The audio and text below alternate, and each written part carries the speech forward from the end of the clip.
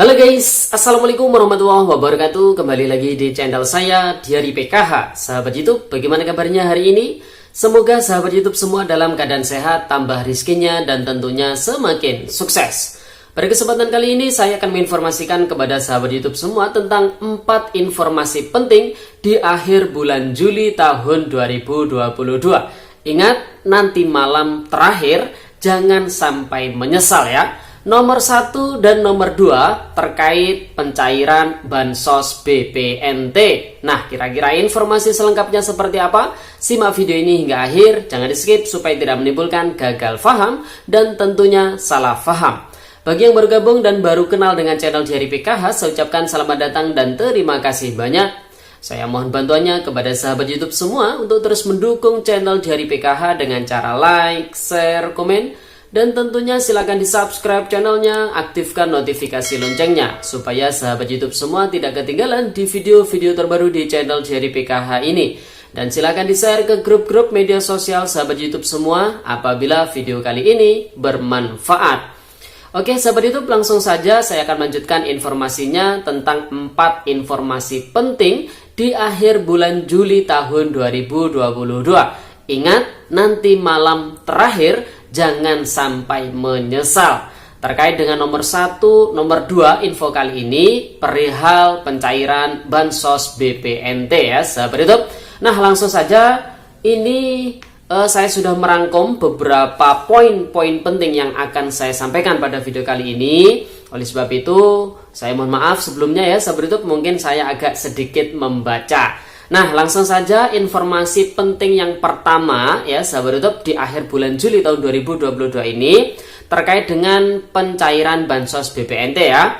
Jadi di era penyaluran bantuan sosial non tunai atau istilahnya BSNT ya sahabat YouTube yang kemarin pada tanggal 26 Juli tahun 2022 disosialisasikan oleh Bank Indonesia dan juga Kementerian Sosial Republik Indonesia.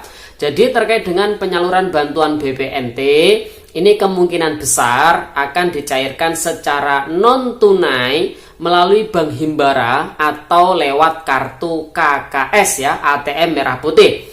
Namun karena masih ada wilayah-wilayah tertentu yang belum memadai terkait dengan infrastruktur dalam penyaluran bantuan non-tunai, ya seperti mungkin jauh dari perbankan dan lain sebagainya.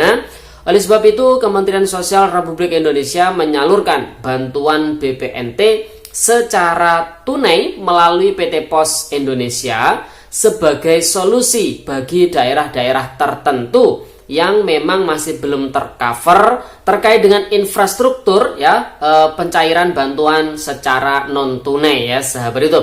Kemudian informasi yang kedua, ini juga terkait dengan pencairan bantuan BPNT ya sahabat YouTube di akhir bulan Juli ini tentunya. Karena kemungkinan besar BPNT ini cair lewat kartu KKS atau ATM Merah Putih ya sahabat YouTube, yang mana bantuan Rp200.000 dari pemerintah harus dibelanjakan ke e-warung ataupun agen oleh para keluarga penerima manfaat bantuan BPNT, maka ada beberapa hal yang harus diperhatikan. Yang pertama, Kementerian Sosial Republik Indonesia meminta kepada setiap bank penyalur ya, bank penyalur ini ada 5, ada Bank BTN, BRI, BNI, Mandiri dan juga Bank BSI, bahwa bantuan BPNT ini agar bisa dicairkan di warung atau agen manapun ya sahabat YouTube, atau istilahnya itu any warung. Nah, di beberapa bulan yang lalu istilah any warung ini memang sempat viral ya sahabat YouTube, karena saat itu proses penyaluran bantuan BPNT hanya bisa dilakukan di agen ataupun e-warung tertentu saja. Namun Kementerian Sosial Republik Indonesia melalui Bu Menteri Sosial yaitu Bu Tri Risma hari ini meminta bahwasanya bantuan BPNT ini bisa dicairkan di warung manapun. Nah, kemudian istilah any warung ini viral ya sahabat itu. Nah, maka ini menjadi tantangan tersendiri tentunya buat pihak bank penyalur untuk mewujudkan sistem AnyWarung ini tentunya ya.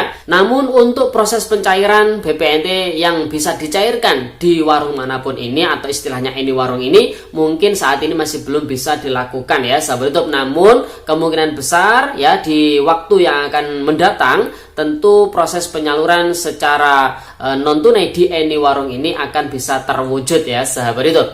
Kemudian hal berikutnya yang harus diperhatikan yaitu terkait dengan di dalam Juknis ya, program sembako yang terbaru dalam penyaluran bantuan BPNT, barang atau komoditi yang dibeli oleh para KPM ini tidak boleh dalam bentuk paket ya sahabat YouTube. Jadi tidak boleh dipaketkan. Jadi pihak AnyWarung dari agen ini tidak boleh memaketkan barang-barang atau komoditi yang akan dibeli oleh para KPM. Jadi para KPM ini bebas mau membeli barang yang mana, komoditi yang mana, ya kuantitasnya berapa. Yang jelas barang yang dibeli ini harus sesuai dengan ketentuan yang telah ditetapkan oleh Kementerian Sosial Republik Indonesia terkait dengan komoditinya, yaitu yang bisa dibeli karbohidrat, protein hewani, protein nabati, vitamin dan atau mineral ya sahabat itu.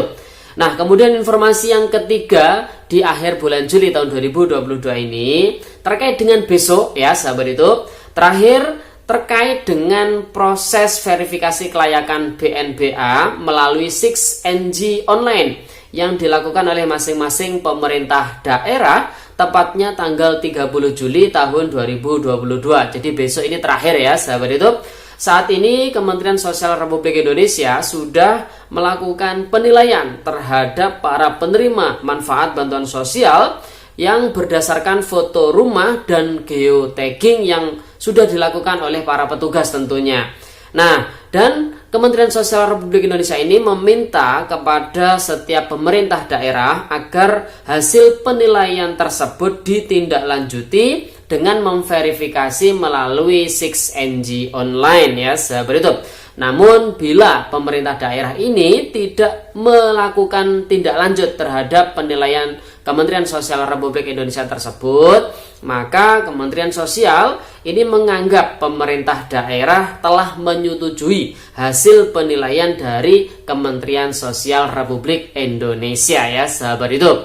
Kemudian informasi yang terakhir, informasi yang keempat ya, bahwasanya hari ini ya merupakan batas waktu terakhir, tepatnya nanti hingga pukul 23:59 atau hampir jam 12 malam ya sahabat itu. Batas akhir pembelian kelas pelatihan pertama prakerja bagi sahabat prakerja yang sudah dinyatakan lolos di gelombang 34 ya sahabat itu. Bila hingga batas akhir yang ditentukan tidak melakukan pembelian pelatihan prakerja, maka saldo pelatihan prakerjanya tidak bisa digunakan lagi dan kepesertaan prakerjanya akan dicabut ya sahabat itu. Jadi ingat, nanti malam adalah batas akhir buat sahabat prakerja yang sudah dinyatakan lolos di gelombang 34 untuk melakukan pembelian kelas pelatihan prakerja pertamanya.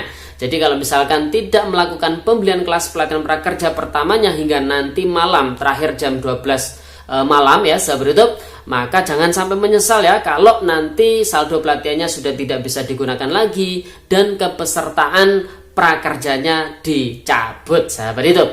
Oke sahabat YouTube, itu informasinya, semoga videonya bermanfaat dan sampai jumpa di video terbaru di channel dari PKH yang akan datang. Sekian, terima kasih, salam PKH, wassalamualaikum warahmatullahi wabarakatuh.